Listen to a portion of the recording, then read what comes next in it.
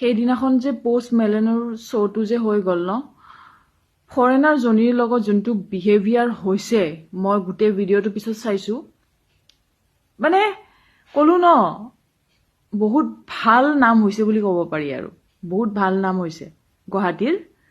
আৰু আৰু এটা কথা ক'ব বিচাৰোঁ, এইবিলাক হাৰকাত কোনে কৰে জানেনে? যোনে কেতিয়াও লাইফত ছোৱালী দেখি পোৱা নাই, ঠিক আছে?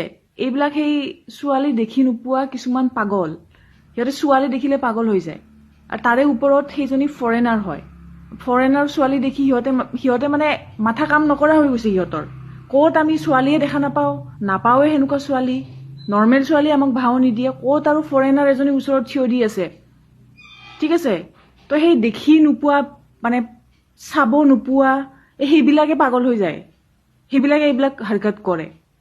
আৰু একদম থাৰ্কিবিলাকে এইবিলাক হাৰকত কৰে, ভালে নকৰে।